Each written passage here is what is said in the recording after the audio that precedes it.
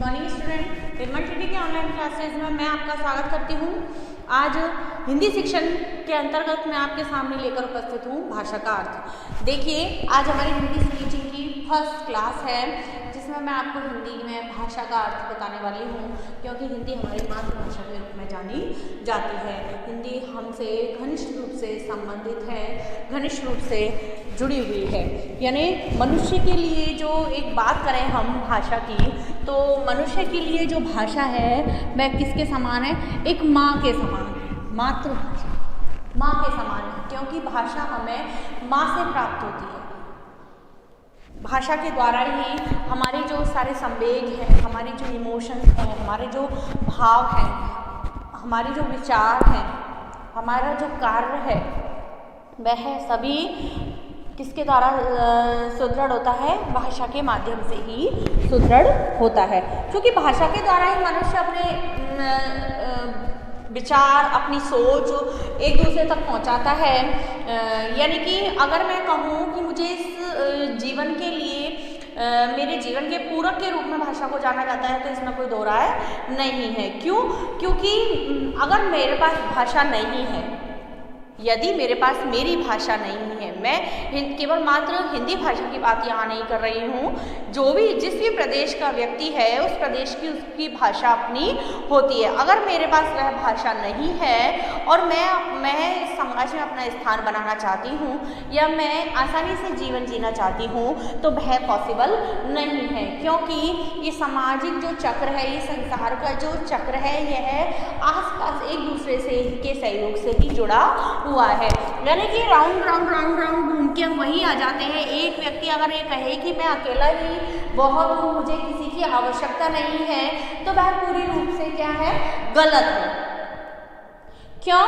क्योंकि हम जिस समाज में रहते हैं, हम जो मनुष्य के रूप में जीवन यापन करते हैं, हमें अपनी आवश्यकताओं की पूर्ति के लिए किसी दूसरे व्यक्ति की आवश्यकता अवश्य पड़ेगी। और वह दूसरा व्यक्ति हमारे काम तभी आ सकता है जब हम अपने विचारों से उसको अवगत कराएंगे। हमें उसके विषय में, हम अपने विषय में, अपनी ज़रूरत के विषय में उसे बताएंगे और उसकी ज़रूरत को हम उसकी भाषा में ग्रहण करेंगे। यानी कि एक कहें हम कि संप्रेषण के लिए,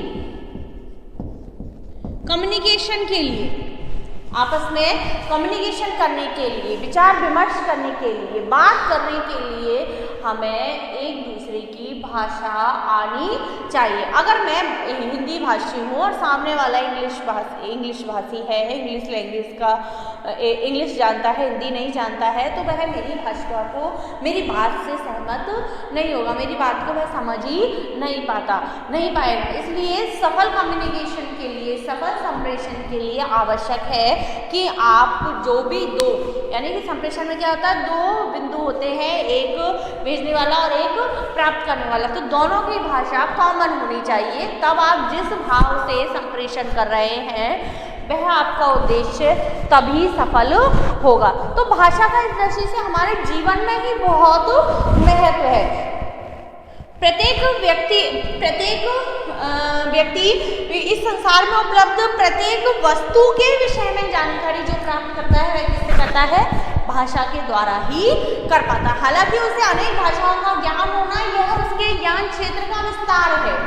यानी कि अगर मैं कह रही हूँ कि मुझे हिंदी भी आती है, मुझे संस्कृत भी आती है, मुझे इंग्लिश भी आती है और मुझे बंगाली भी आती है, तो ये मेरी उपयोगिता है।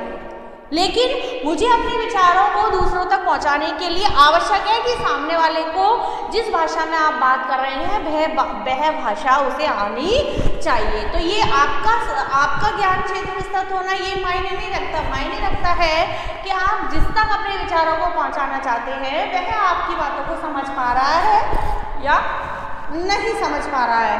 भाषा का प्रयोग मनुष्य कई रूपों में करता है, कथित या मौखिक रूप में, कथित या मौखिक रूप में, दूसरा लिखित रूप में या सांकेतिक रूप में, संकेत के रूप में। देखिए, अब आप कहेंगे कि दुनिया में गूंगे भी तो व्यक्ति होते हैं, वह भी तो अपनी भाषा को नहीं, कुछ व्यक्ति तो अपने विचारों को मौखिक रूप से अच्छे से व्यक्त कर सकते हैं, बोलकर वह अपने आप को अपने आप से लोगों को परिचित करा सकते हैं। और कुछ व्यक्ति होते हैं वह लिखित रूप में अपने विचारों से अवगत करा सकते हैं, लेकिन जो पढ़ना नहीं जानते, जो बोलना नहीं जानते, उनके लिए काम आती है हमारी सांकेतिक भाषा। संकेतों में वह अपने विचारों से दूसरे को अवगत कराता है, दूसरे से बातचीत करता है, उसे अपनी ज़रूरतों के विषय में बताता है, उसके विचारों से भी सहमत होता है। किस भाषा के माध्यम से? सांकेतिक भाषा के माध्यम से। यह मनुष्य की बहुत ही महत्वपूर्ण उपलब्धि है। जो भाषा है वह मनुष्य की क्या है? महत्वपूर्ण उपलब्धि है। क्यों? क्योंकि जो भाषा है वह केवल मनुष्यों को ही प्रदान की है। गौर में मनुष्य रूप में आपने जन्म लिया है और भाषा, आप जो भाषा सीख सकते हैं, क्योंकि जानवरों की भाषा का कोई भी भाषा जानते हो उनकी अलग ही होती है कि वह आपस में समझ सकते हैं। उनकी भाषा को ना तो इंसान समझ सकते हैं ना कोई दूसरा समझ सकता है। और लेकिन मनुष्य की भाषा को मनुष्य एक से अधिक भाषाओं का ज्ञान प्राप्त कर सकता है। यह उसके लिए गॉड गिफ्टेड है, ईश्वर की दी हुई अपूर्णीय भेंट है, अपूर्व भेंट है। यह मानव की, अगर हम भाषा के विषय में बात करें तो यह मानव की क्या है? अर्जित संपत्ति है।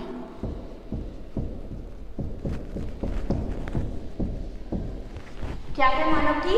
अर्जित संपत्ति। अर्जित संपत्ति का मतलब है मानव अपने विचारों से दूसरों को अवगत कराने के लिए, समाज में अपना स्थान बनाने के लिए भाषा को सीखता है, उस भाषा का प्रयोग करता है। वह अपने प्रदेश की भाषा को, अपनी मातृभाषा को और इसके अलावा वह अपनी राष्ट्रभाषा को भी सीखने का पूर्णतः प्रयास करता है। तो यह मनुष्य की एक अर्जित की हुई संपत्ति है। यह क्यों? यह जन्मजात नहीं होती। अगर हम कहें कि हमें ये जीन्स के रूप में प्राप्त होती है माता पिता से, तो यह बिल्कुल गलत है। अगर जन्मजात होती तो हम केवल उसी भाषा को सीख पाते जो हमारी माँ की भाषा है, हमारे परिवार की भाषा है। लेकिन मनुष्य जितनी भी भाषाओं में चाहे उतनी भाषाओं का ज्ञान प्राप्त कर सकता है, उतनी ही भाषाएं बोल सकता है। इसलिए हमने ये कहा है कि यह मनुष्य की एक महत्वपूर्ण उपलब्धि है। इसके द्वारा मनुष्य अपने विशिष्ट गुण को प्राप्त करता है। एक संसार में विशिष्ट होने का महत्व जो उसे मिलता है वह किसके द्वारा मिलता है? एक भाषा के द्वारा मिलता है। इसीलिए इसे कहा जाता है कि यह मनुष्य की एक अर्जित संपत्ति है, यह जन्मजात किसी को। तो हम बात करें कि भाषा मनुष्य की अर्जित संपत्ति के रूप में होती है ना, और यह मनुष्य की महत्वपूर्ण उपलब्धि है। इसी के द्वारा मनुष्य को इस संसार में विशिष्ट प्राणी के रूप में जाना जाता है। यह किसी भी हालत में जन्मजात नहीं है। क्यों नहीं है? क्योंकि एक व्यक्ति चाहे वह बंगाल का है, लेकिन वह अगर राजस्थान प्रदेश में आकर रहता है तो वह आसानी से राजस्थानी भाषा में बोलने लगता है, राजस्थानी भाषा में ज्ञान प्राप्त करने लगता है। यानी कि मनुष्य के अंदर वह पावर है, वह शक्ति है, वह कैपेसिटी है, वह इस संसार में उपलब्ध जितनी भी भाषाएं हैं उतनी भाषाओं का ज्ञान प्राप्त कर सकता है, उनमें बोल सकता है। जबकि अदर कोई ऐसा प्राणी नहीं है जो इतनी भाषाओं में ज्ञान प्राप्त कर सकता है। जो जानवर हैं, जो पशु पक्षी हैं, उनकी अपनी भाषा होती है, वह किसी अन्य प्रदेश की भाषा को ग्रहण नहीं कर सकते। उसी प्रकार मनुष्य जो है वह किसी भी प्रदेश की भाषा को अपने अंदर उतार सकता है। इसलिए कहा गया है भाषा मनुष्य की अर्जित संपत्ति है, यह उसके द्वारा हासिल की गई है, ना कि यह जन्मजात है। कहने का अर्थ है कि भाषा मानव को अपने उत्पत्ति काल में ही प्राप्त नहीं हो गई, यह मानव सभ्यता के सतत विकास के क्रम में पैदा हुई, जिसे मानव ने ग्रहण कर लिया। यानी यह मानव के उत्पत्ति काल की भाषा नहीं है, उत्पत्ति काल के साथ प्रारंभ नहीं हुई, उत्पत्ति काल के साथ प्रारंभ नहीं हुई, अपितु क्या है? ये अर्जित संपत्ति है। यह मानव सभ्यता के विकास के साथ, उत्पत्ति काल के साथ प्रारंभ नहीं हुई, यह मानव सभ्यता के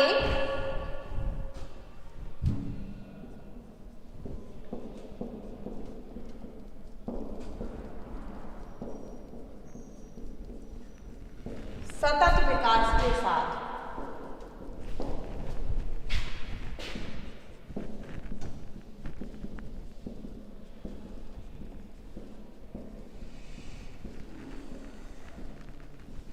मानव ने क्या की है? ग्रहण की है। भाषा उत्पत्ति काल के साथ प्रारंभ नहीं हुई, इसको मानव ने उसके मानव सभ्यता के विकास के साथ ग्रहण किया है। दूसरे शब्दों में कहा जा सकता है कि भाषा मानव की बौद्धिकता और सामाजिकता के गर्भ से पैदा संतान है। अगर हम कहें, जैसे एक बात तो हमने बोली ये सामान्य अर्थों में कि भाषा अर्जित संपत्ति है, यह जन्मजात नहीं है, तो हम दूसरे शब्दों में, साहित्यिक शब्दों में ये कह सकते हैं कि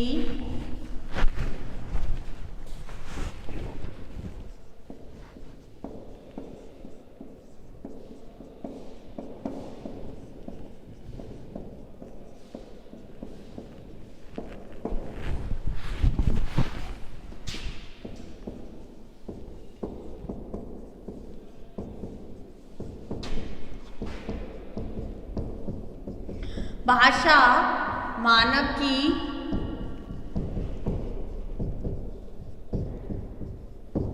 बौद्धिकता एवं, दूसरे शब्दों में हम कह सकते हैं कि भाषा मानव की बौद्धिकता और सामाजिकता के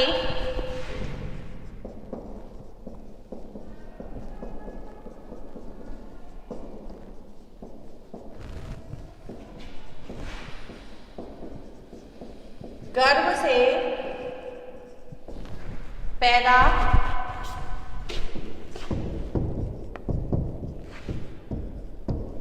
संतान है।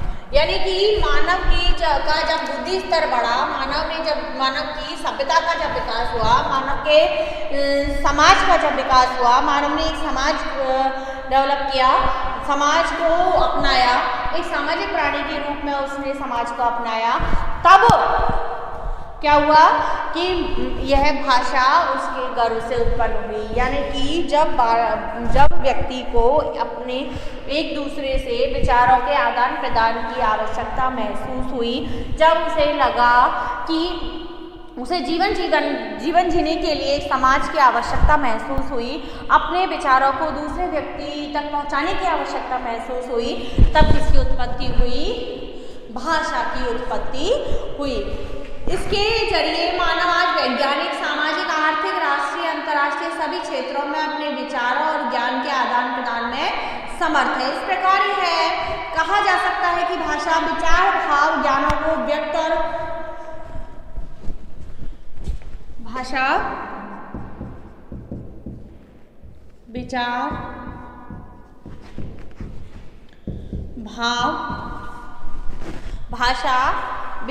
भाव, ज्ञानों को व्यक्त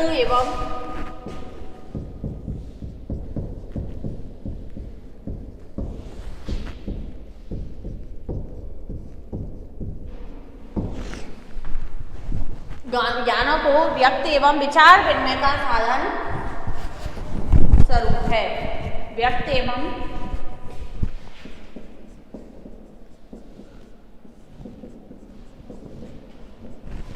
विचार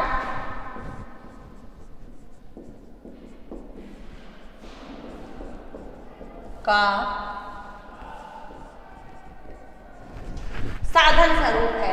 यानी कि जब व्यक्ति को समाज की आवश्यकता हुई, जब उसे अपने विचारों को दूसरे तक पहुंचाने की आवश्यकता हुई, तब भाषा की उत्पत्ति हुई। तो इस संबंध में हम कह सकते हैं कि भाषा विचार, भाव और ज्ञानों को व्यक्त, मुझे कितना ज्ञान है, यह कोई ज्ञान कोई दर्शनीय चीज नहीं है कि मैंने लेबल लगा लिया कि मुझे इतना ज्ञान है और व्यक्ति को पता चल गया या लोगों को पता चल गया।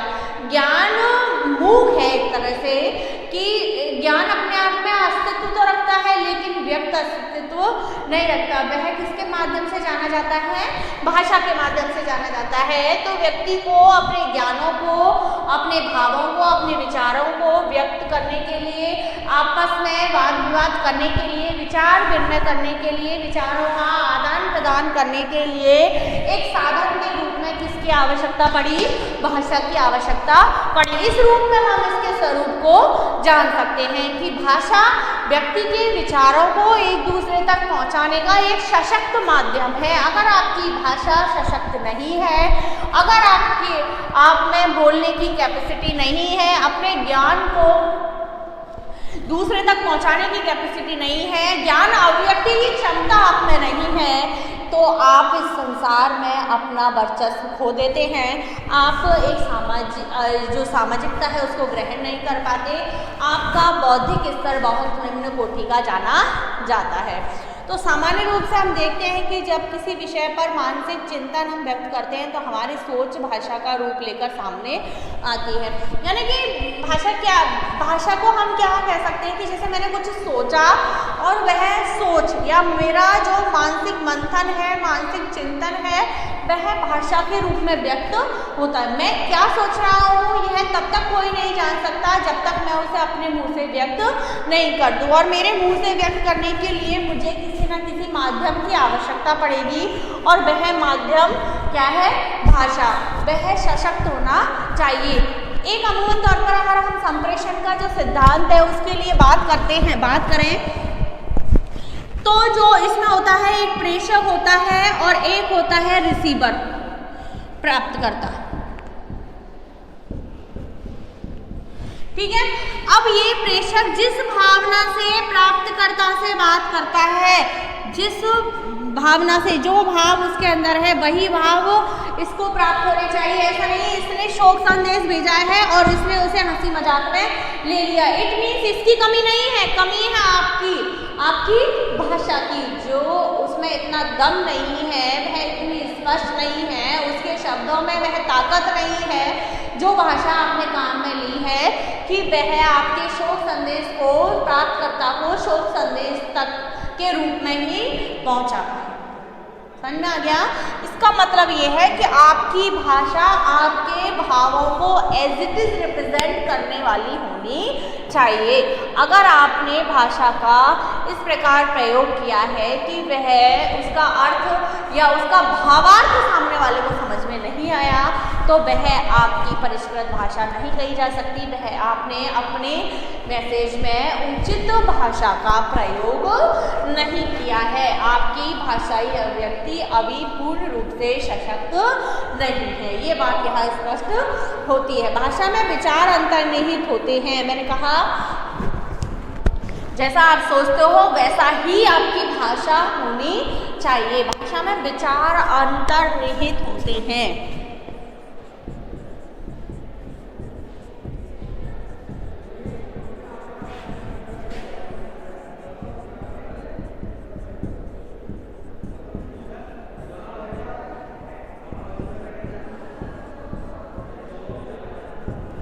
हम जैसे विचार रखते हैं, यहाँ तक कि हम जब किसी क्वेश्चन का आंसर देते हैं तो उसमें भी हमारे विचारों की झलक रहती है। हम जैसी सोच रखते हैं वैसी हमारी भाषा होती है। इस तरह से कह सकते हैं कि चिंतन और भाषा में घनिष्ठ संबंध होता है। अब मैंने इससे पहले आपको बताया था अधिगम के लिए आकलन में चिंतन, इस तरह से हम कह सकते हैं कि चिंतन और भाषा, इन दोनों में क्या होता है?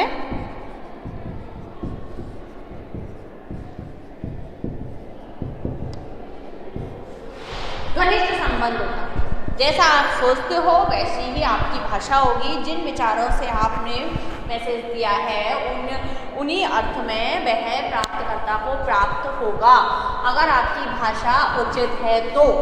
ठीक है, तो ये होती है भाषा। चूँकि चिंतन को व्यवहारिक रूप में हम भाषा से अलग नहीं कर सकते, इसलिए कहा जा सकता है कि भाषा चिंतन और अभिव्यक्ति का साधन है। वही बात है, चिंतन और अभिव्यक्ति का साधन है। सोचो और ज्ञानों को प्रकाशित करने का सांकेतिक साधन भी भाषा को सोचो और जानो, सोचो और जानो।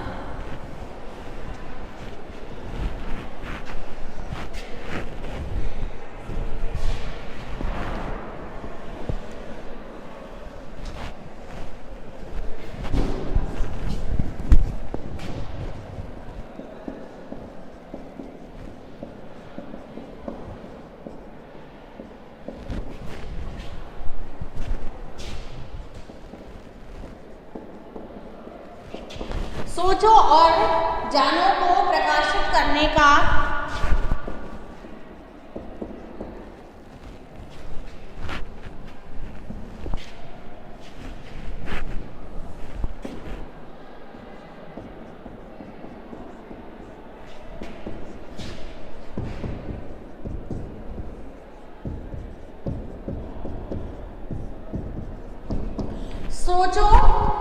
सोचों और ज्ञानों को प्रकाशित करने का सांकेतिक साधन भी भाषा को कहा जाता है।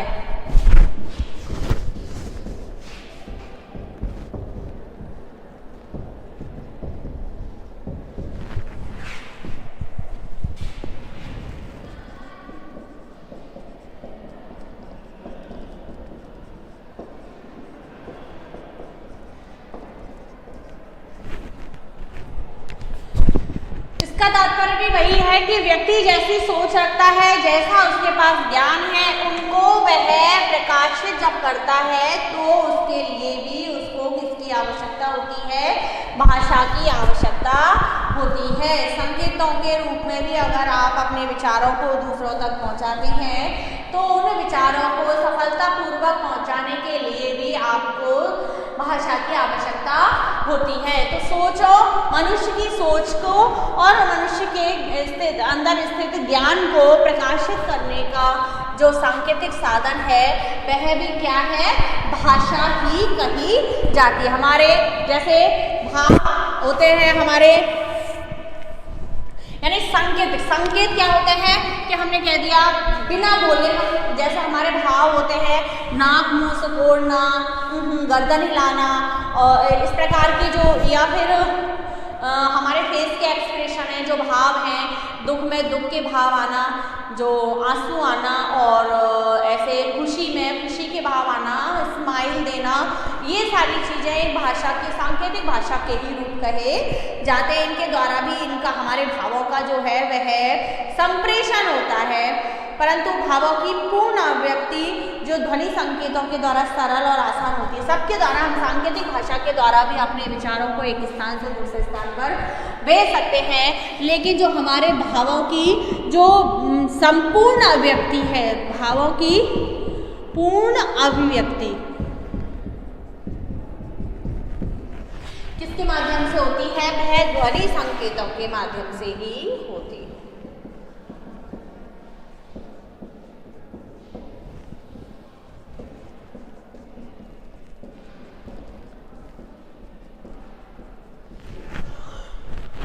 जो हमारे भाव है उनकी जो पूर्ण अभिव्यक्ति है वह ध्वनि संकेतों के माध्यम से ही होती है, यानी मौखिक भाषा के माध्यम से ही होती है।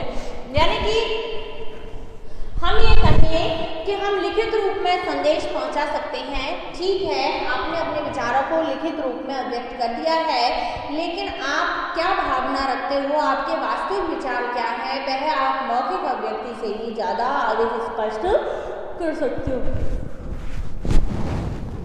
इस प्रकार ये ध्वनि संकेत ही क्या है? पूर्ण भाषा है। आंगिक संकेतों का उपयोग प्रत्यक्ष उपस्थिति में ही। अब जो आंगिक संकेत है, ये जो हम कहें आंगिक जो संकेत है, नाक मुंह सिकोड़ना, गर्दन हिलाना, अब कोई हमें फोन पे बात कर रहा है और हम मना कर रहे हैं, यो कर रहे हैं, बोल नहीं रहे हैं, तो उसे दिखाई नहीं देता, तो जो आंगिक संकेत है उनका प्रयोग केवल आमने सामने की वार्तालाप में किया जा सकता है। आंखों को दिखाना, घूरना, तो ये सारी चीज़ें आमने सामने की जब प्रत्यक्ष वार्ता होती है उस समय ही यह पॉसिबल हो पाता है, नहीं तो ध्वनि संकेतों के द्वारा ही हम अपने विचारों को एक स्थान से दूसरे स्थान पर प्रेषित कर सकते हैं। इनका संप्रेषण दूर दूर तक नहीं किया जा सकता। किनका? आंगिक संकेतों का संप्रेषण दूर दूर तक नहीं किया जा सकता, परंतु ध्वनि संकेतों का संप्रेषण बहुत दूर दूर तक भी किया जा सकता है। ध्वनि संकेत को लिपिबद्ध कर लिखित रूप में भी दिया जाता है, जिससे इसकी संप्रेषणीयता और अधिक लिखित रूप में भी ध्वनि संकेतों को किस रूप में भी दिया जा सकता है? ध्वनि संकेतों को लिखित रूप में भी दिया जा सकता है।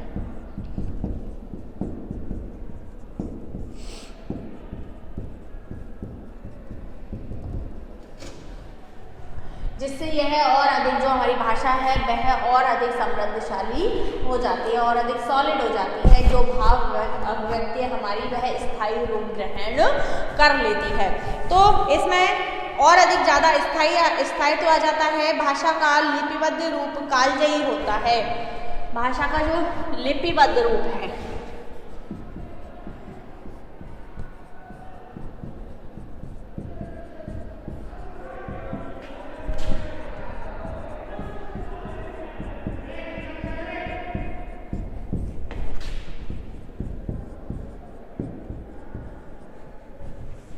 भाषा का जो लिपिबद्ध रूप है वह कालजयी होता है, लंबे समय तक चलने वाला होता है। इस कथन के समर्थन में प्राचीन साहित्य वेद पुराण रामायण महाभारत आदि को लिया जा सकता है कि वह इस युग में हमारे सम्मुख वह घटित नहीं हुई है, लेकिन उनको लिपिबद्ध किए जाने के कारण उनका आज भी हमारे पास हमारे सामने उतना ही महत्व है जितना उनका पहले था। आज हमारी जो पीढ़ियां हैं वह उन्हें धार्मिक ग्रंथों के रूप में उसी रूप में जान पाई हैं। किस रूप भाषा के किस रूप के कारण, उनके लिपिबद्ध किए जाने के कारण वह अपना कालजयी स्थान बना चुके हैं। उन्हें हम अपने अर्थों में अपने शब्दों में व्यक्त भी कर सकते हैं। उनका जो रूप है उनकी जो भाषा है उसे हम समझ सकते हैं और उस समय जो तत्काल में जो उस समय घटित हुआ था उसे हम वर्तमान में भी उसी रूप में ग्रहण अनुभव कर सकते हैं। किसके कारण? भाषा के कारण, क्योंकि उसमें ऐसी भाषा का प्रयोग किया गया है जो हमारे सामने उसी रूप को व्यक्त कर देती है। जबकि ये बात है रामायण महाभारत की हजारों साल पहले की बातें हैं, या हम कहें हजारों साल पहले 5000 साल लगभग 8000 साल पहले की ये बातें हैं जब ये घटनाएं घटित हुई थी। अब आपने देखा होगा कई हमें शिलालेख मिलते हैं राजा महाराजाओं के टाइम के। वो शिलालेख क्या दर्शाते हैं कि उस समय में किस राजा के द्वारा क्या क्या कार्य किए गए थे, यहाँ पर कौन से राजा का जो शासन था। इन शिलालेखों के माध्यम से, इन अभिलेखों के माध्यम से, इन पत्रकों के माध्यम से, प्राप्त पत्रकों के माध्यम से हम ऐतिहासिक चीज़ों को जान पाए हैं, उनको महसूस कर पाए हैं। आज राजस्थान जो है वह गौरवान्वित महसूस कर रहा है, तो इन्हीं कारण, क्योंकि हमें पुरातत्व की जानकारी मिल चुकी है कि हमारे पूर्वज कितने योद्धा थे। जो जैसे महाराणा प्रताप है, उनकी वीरता के विषय में आप वर्णन करते हैं, तो आज हम अपने बच्चों को भी उनका उदाहरण दे सकते हैं। सैनिकों में जज्बा भर सकते हैं कि जिस देश की रक्षा के लिए हमारे पूर्वजों ने प्राण त्याग दिए, उस देश की रक्षा आप अपनी पूरी ईमानदारी से कीजिए। तो वो चीज़ें पीढ़ी दर पीढ़ी हस्तांतरित किसके द्वारा होती हैं? सशक्त भाषा के द्वारा, भाषा के लिपिबद्ध रूप के द्वारा वह आगे युगों तक अपना प्रभाव छोड़ती रहती हैं। इस प्रकार भाषा का जो लिपिबद्ध रूप है वह कालजयी हो जाता है। इनका आगे भी अनुवाद होता रहता है। जैसे हमारे संस्कृत में हमें कोई ग्रंथ उपलब्ध था, वेद है, हमारे पुराण है, इनका अनुवाद कर दिया किसी ने अपनी बंगाली भाषा में, तमिल भाषा में, हिंदी भाषा में और कोई अपभ्रंश भाषा में। तो जो ये रूप है वह बदलता है, लेकिन उसके जो भाव हैं वह उसी रूप में हमारे सामने आते हैं। तो इस प्रकार इनका उदाहरण दिया जा सकता है प्राचीन साहित्य के ग्रंथों का। ये साहित्य लिपिबद्ध होकर आज भी हमारे समक्ष उपलब्ध है। और ये घटित बहुत पहले हो चुकी है। आज के अगर भौतिकवादी युग को देखें हम, तो आज वर्तमान में बच्चों को इन चीज़ों से कोई मतलब ही नहीं है कि राम अवतरित हुए थे या कृष्ण अवतरित हुए थे या कुछ ऐसे जो हमारे देवी देवताएं हैं उन्होंने कैसे कार्य किए थे। लेकिन रामायण और महाभारत के माध्यम से, अपने ग्रंथों के माध्यम से हम उनके सामने उनकी वीरता के, उनके समय के उदाहरण प्रस्तुत कर सकते हैं। जैसा कि पुरातत्ववेत्ताओं का कहना है, आर्य अपने सभ्यता के आरंभिक काल में ऋचाओं की पीढ़ी दर पीढ़ी कंठाग्र करते थे। यानी कि उस समय आर्य प्रदेश के नाम से जाना जाता था। तो वह जो अपनी ऋचाएँ हैं पुराणों की, वेदों की, वो ऋचाएँ हैं, वो सूक्त हैं, या हम कहें जो दोहे हैं, उनको आगे अपनी पीढ़ियों को कंठाग्र करवाते थे। यानी कंठस्थ याद करवाया जाता था, जिससे कि वह उनके महत्व को जान सके, उनके विषय में वह जानकारी प्राप्त कर सके। तो भाषा का जो लिपिबद्ध रूप है वह बहुत अधिक हमें महत्वपूर्ण होता है। विकास के क्रम में लिपि की उत्पत्ति कर उसे लिपिबद्ध कर दिया गया।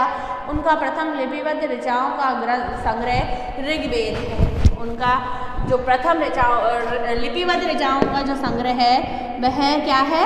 ऋग्वेद है। ऋग्वेद के माध्यम से हम जानते हैं वैदिक कालीन क्या था, वैदिक काल क्या था, उसमें क्या क्या घटित होता था। इनके आधार पर ही पिक्चर फिल्में भी बनाई जाती हैं, छोटी छोटी दर्शनीय फिल्में भी बनाई जाती हैं, जिससे बच्चों को उनके विषय में ज्ञान प्राप्त हो सके। जिसकी रचना सप्त सिंधु प्रदेश वर्तमान पंजाब में सरस्वती नदी जो अब लुप्त हो गई है के किनारे हुई ऋग्वेद है, जिसकी जो रचना है वह कहाँ हुई? सप्त सिंधु प्रदेश।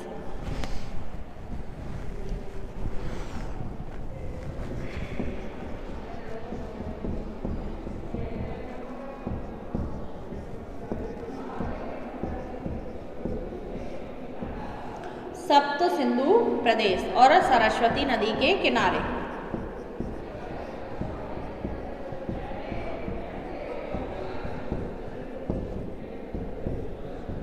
किसकी रचना हुई? हमारे ऋग्वेद की रचना हुई थी। सरस्वती नदी जो वर्तमान में भौतिक स्वरूप इसका नहीं है, लेकिन हमें ये कैसे पता है? इस ग्रंथ के माध्यम से हमें पता चला है कि सरस्वती नदी के किनारे इस ऋग्वेद की रचना हुई थी, इसको लिपिबद्ध किया गया था। इस प्रकार भाषा का जो लिपिबद्ध रूप है, अगर हम इस प्रकार हम कह सकते हैं कि भाव विचार अनुभवों को अभिव्यक्ति देने के लिए प्रयुक्त होने वाले ध्वनि संकेत कथित या लिखित रूप में भाषा है। इस प्रकार भाषा के विषय में हम आगे अध्ययन करेंगे। धन्यवाद।